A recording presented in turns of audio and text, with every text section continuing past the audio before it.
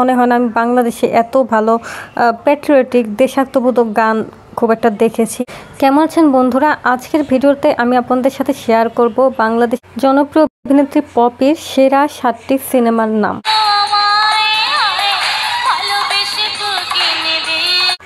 এবং ছবির কাহিনী। ভিডিওটি অনেক ইন্টারেস্টিং হতে চলেছে, তাই চ্যানেলটিকে সাবস্ক্রাইব করে ভিডিওতে একটা লাইক দিয়ে দেওয়ার অনুরোধ রইল।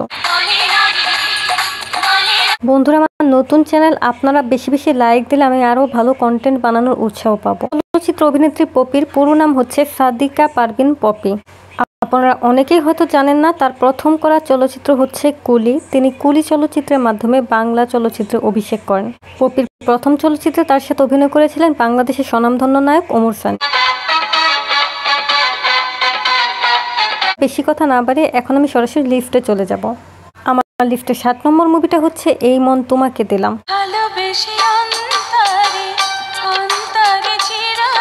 এখানে চলচ্চিত্র অভিনেত্রী পপির সাথে অভিনয় করেছেন শাকিল খান এবং ছবিতে ভিলেন হিসেবে আছে মিশা সওদাগর।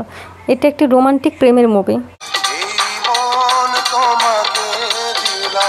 কলেজ লাইফের একটি মিষ্টি ভালোবাসা, প্রেম, দ্বন্দ্ব, আঘাত এবং পুনরায় ফিরে পাওয়া নিয়ে গড়ে ওঠা মুভি হচ্ছে এই মন তোমাকে দিলাম। একই নামে রোজিনা ও ওয়াসিমেরও একটি গান আছে, কিন্তু দুইটা একই গান নয়। চলে যাচ্ছি 6 নম্বর মুভিটাতে। আমি তালিকা 6 নম্বরে রেখেছি বাদল খন্দকার পরিচালিত বিদ্রোহী মুভিটিকে। বিদ্রোহী পদ্মা মুভিতে পপির সাথে অভিনয় করে জনপ্রিয় চলচ্চিত্র অভিনেতা রিয়াজ। এনটিভি প্রযোজিত প্রথম মুভি বিদ্রোহী পদ্মা একটি গ্রাম্য ধাঁচের রোমান্টিক সিনেমা। হাসি, কান্না, আনন্দ, জীবনের ছোট ছোট সুখ মিলিয়ে পপি আমার অনেক সুন্দর ছবি উপহার দিয়েছে।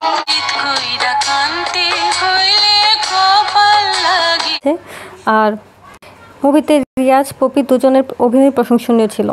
এখানে একটি গ্রাম বাংলা জীবন দেখানো হয়েছে, যেখানে পদ্মা পাড়ের মানুষগুলোর জীবন, তাদের জীবনের কষ্ট, দুঃখ, আনন্দ, হাসি, কান্না সব কিছু মিলিয়ে এই মুভিটিতে অনেক ভালো করে দেখানো হয়েছে। পদ্মা পাড়ের রিলেটেড একটি মুভি দেখতে চাইলে আপনারা বিদ্রোহী পদ্মা সিনেমাটা দেখতে পারেন। আমার তালিকার পরের মুভিটি হচ্ছে রানী কুঠির বাকি ইতিহাস। সামিয়া জাহানের পরিচালক কাহিনী রচনায় পপির সাথে এই মুভিতে অভিনয় করেছেন বাংলাদেশের জনপ্রিয় নায়ক ফেরদৌস। রানীকুঠির বাকি ইতিহাস মুভির কাহিনীটা হচ্ছে এইরকম। এখানে পপি এবং ফেরদৌস স্বামী স্ত্রী থাকে। তারা রানীকুঠি নামের একটি পুরনো জমিদার বাড়িতে যায়। সেখানকার আবহাওয়া তাদের সাথে স্যুট করে না। সেখানে গিয়ে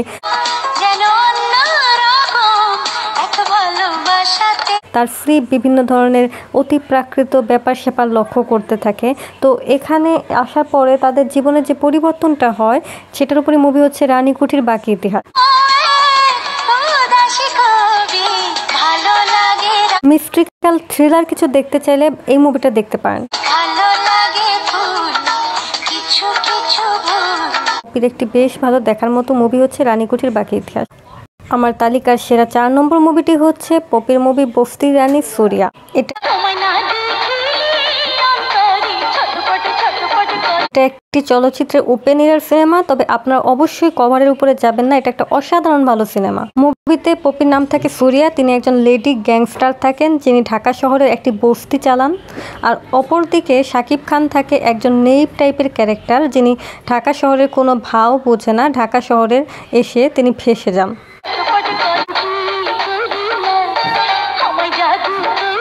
দুই ব্যতিক্রমধর্মী জীবনের মিলন, গ্রহণ, বর্জন এবং ঢাকা শহরের বিভিন্ন অরাজকতা ও বাস্তবতা তুলে ধরেছে এই সিনেমাটি।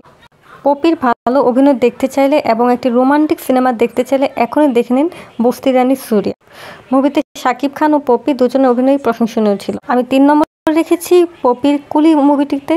এই মুভিটিতে তার সাথে অভিনয় করেছেন ওমর সানি এবং পার্শ্ব চরিত্রে আছে আমিন খান, হুমায়ুন ফরিদি, মিজু আহমেদ, আরও অনেকেই।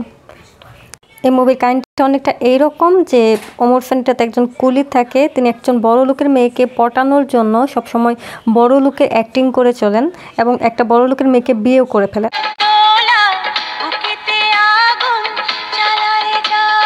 এখন একজন কুলি হয়ে সে কেমন করে এই বড় লোকের মেয়েটাকে হ্যান্ডেল করবেন, যখন কিনা তার কাছে কোনো টাকা পয়সায় নাই। তার বাস্তব জীবন আর নকল জীবন, এই দুই জীবনের দ্বন্দ্ব হচ্ছে কুলি সিনেমা।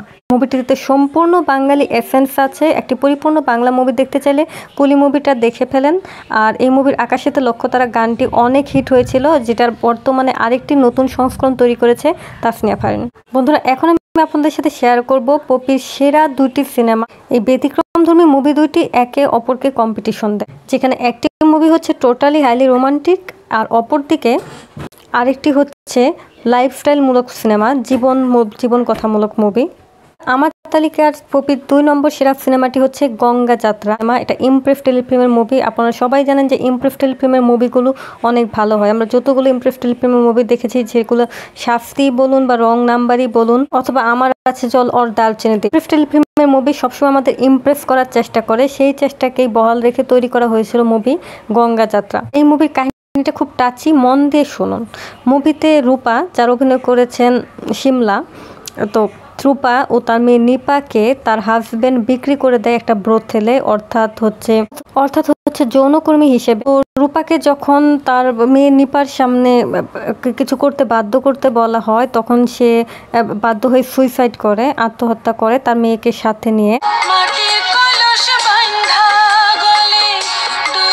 এখন আপনারা নিশ্চয়ই ভাবছেন এই মুভিতে পপি আর ফেরদৌসের রোলটা কি। পপি আর ফেরদৌসের দায়িত্ব পড়ে তাদের কৃতকর্মটা সারার জন্য, যে সমাজের বিভিন্ন বাধা পেরিয়ে যাদেরকে সমাজে হেয় মনে করা হয়, যৌনকর্মী, তাদেরকে একটি সামাজিক মর্যাদা দিয়ে তাদের কৃতকর্মটা সম্পন্ন করার উপরে মুভি হচ্ছে গঙ্গা যাত্রা।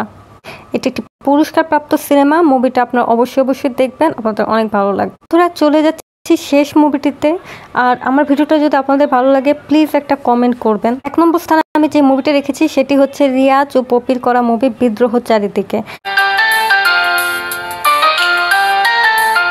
এবং এই মুভিটা অবশ্যই রিয়াজের জন্য 1 নম্বর স্থানে রাখা হয়নি, এটা শুধুমাত্র পপির অভিনয়ের জন্য 1 নম্বর স্থানে রাখা হয়েছে।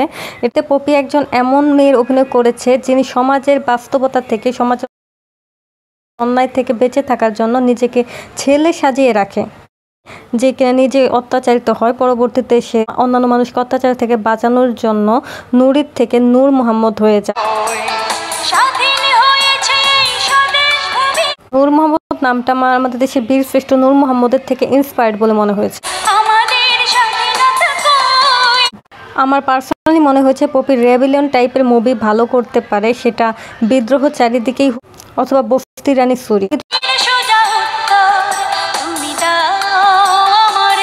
এই গানটা আমাদের বর্তমান সমাজের প্রেক্ষাপট। আমার মনে হয় না আমি বাংলাদেশে এত ভালো প্যাট্রিয়টিক দেশাত্মবোধক গান খুব একটা দেখে, এক্সেপ্ট 71-এর মা জননী।